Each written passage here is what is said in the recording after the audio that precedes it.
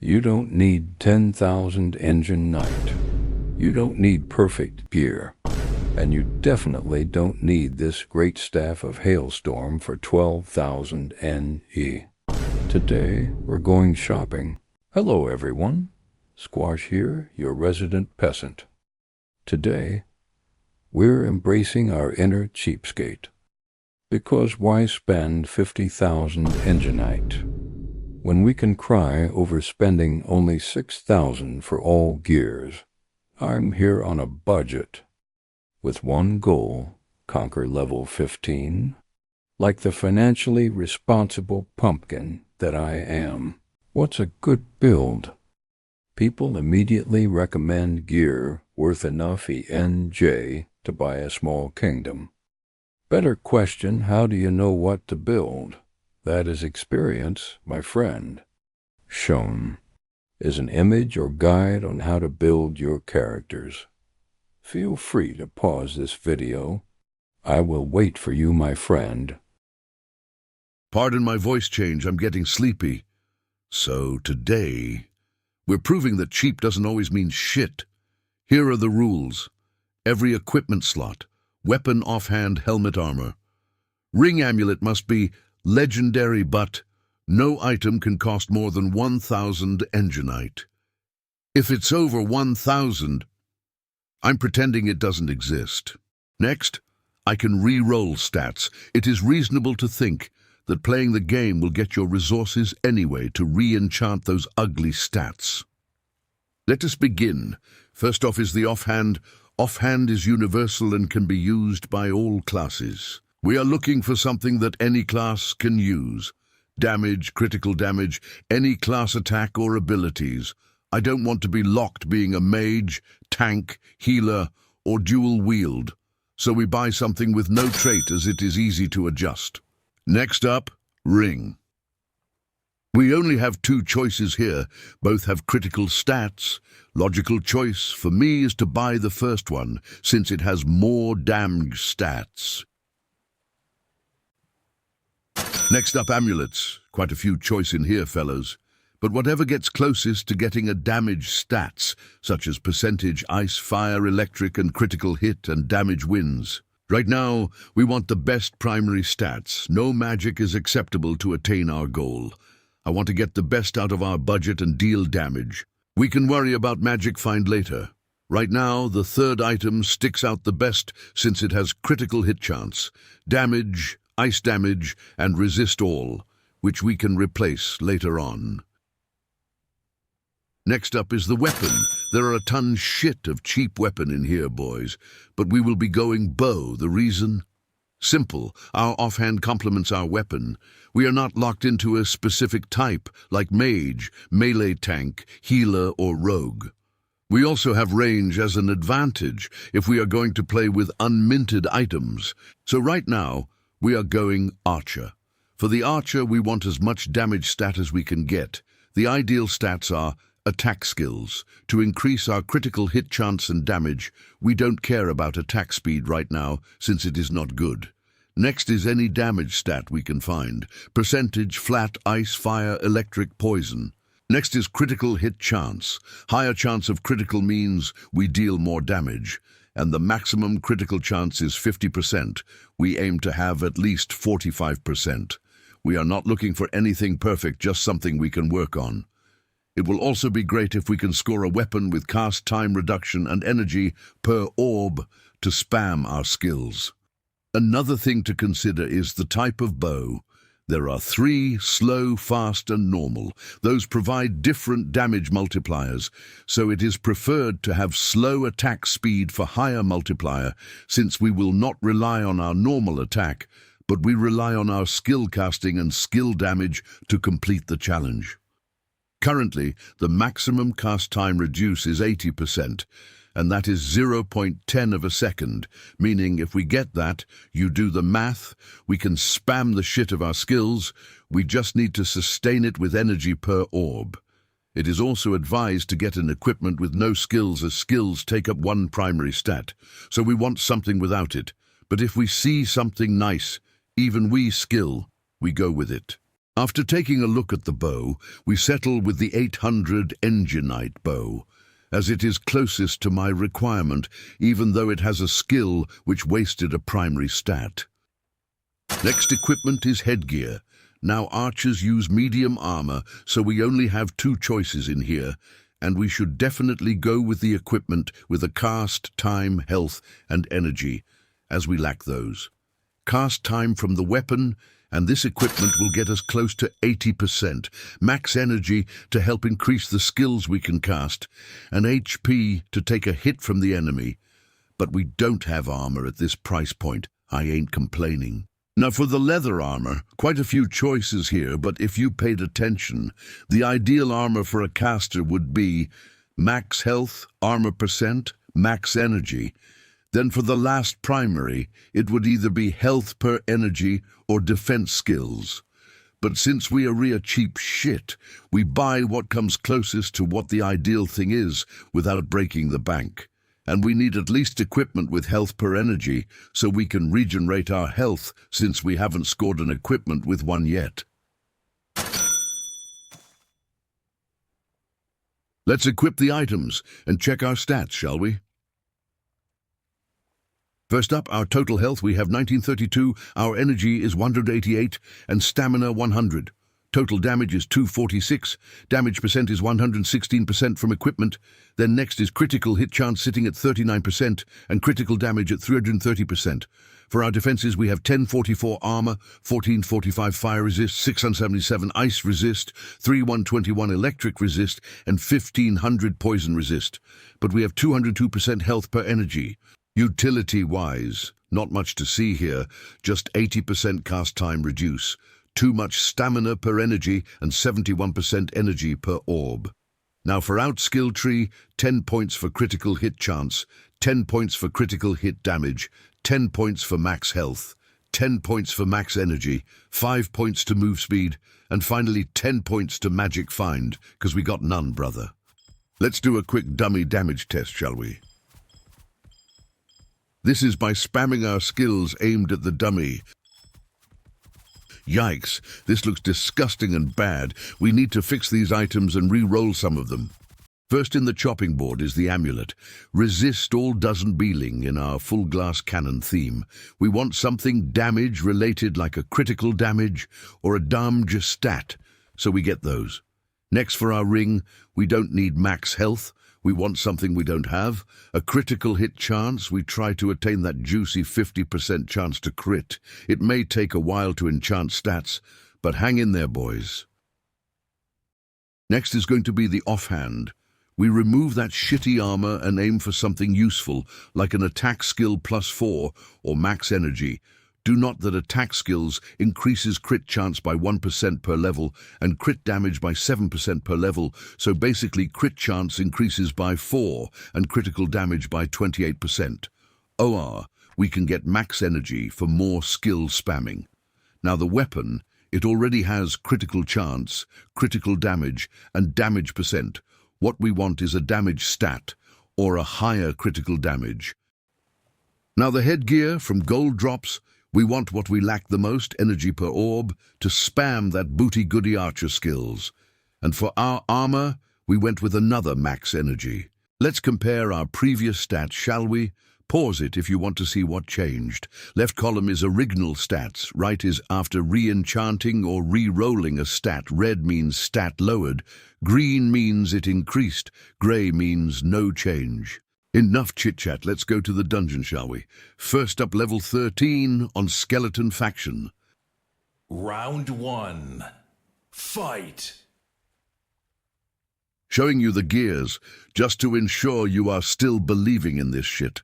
Anyways, level 13 should be very easy for us, and as for any class, this level should not provide any challenge when you have legendary gears.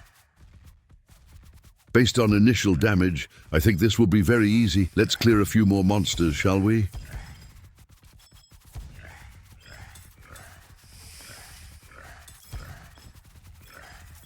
Okay, this is going to be a waste of time. Clearly we can do it. So, editor squash. Fast forward it, will you?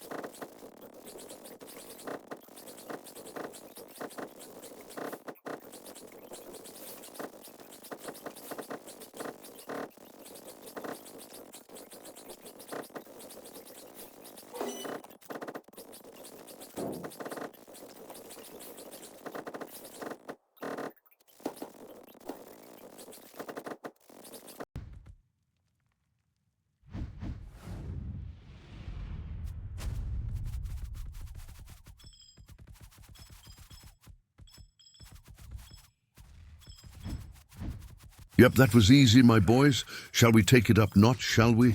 Let's make sure this cheap items are showcased. Let's hop into a level 15, darling. Now here, on level 15, we expect an increase in resistance.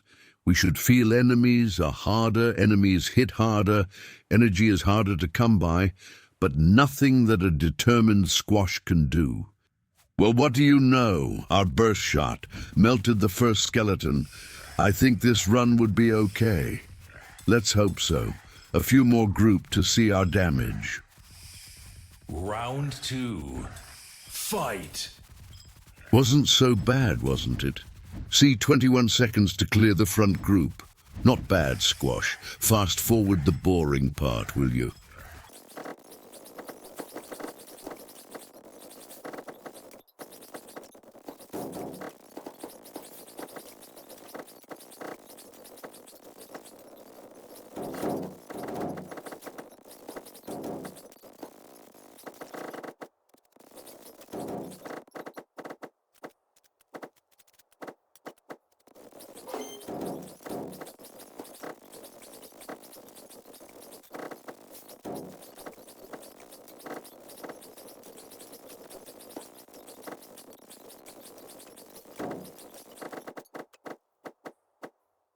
Floor 2, equipment check. Never thought I'd make it, did you?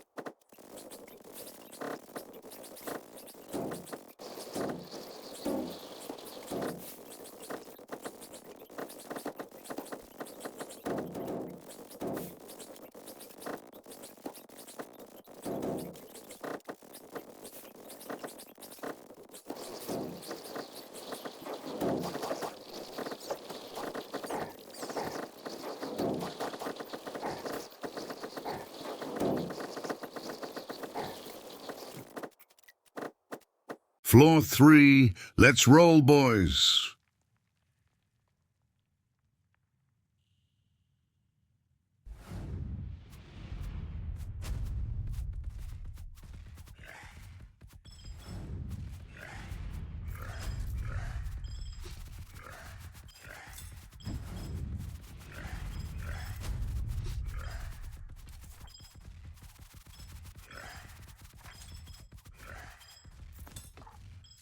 Easy peasy lemon squeezy.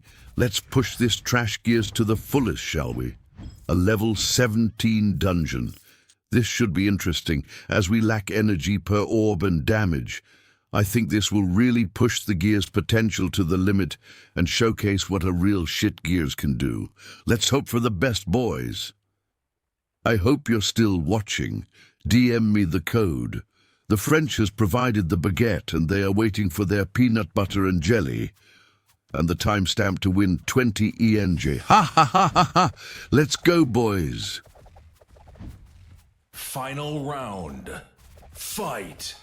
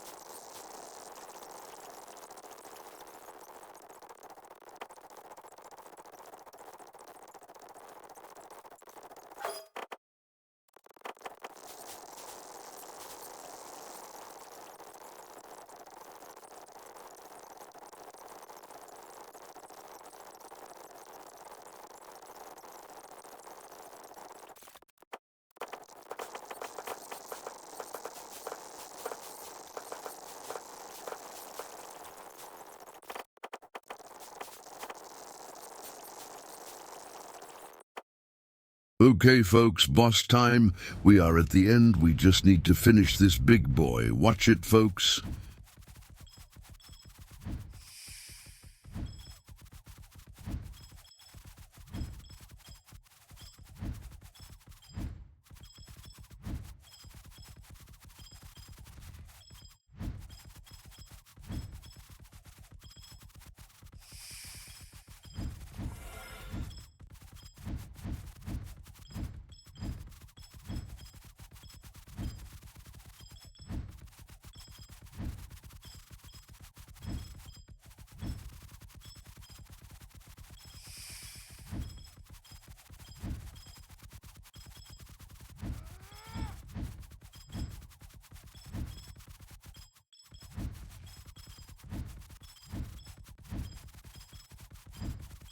So, can you build a strong, legendary character without emptying your Enjinite savings?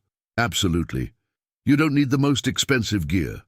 You just need patience, good marketplace deals, and enough self-control to ignore the guy selling a staff for 12,000 ENJ. Seriously, who are you trying to rob with that price? If you enjoyed today's challenge, let me know what I should do next. Marketplace only summoner? Steam engineer? Elementalist? Or maybe you can save me from bankruptcy. Donate some ENJ, not because I need it, but because my marketplace addiction definitely does. Thanks for watching. I'm Squash, your resident Squaker. And remember, beauty is in the eye of the beholder and friends come and go. But overpriced marketplace listings are forever. See you in the next adventure. Bye, mother fathers.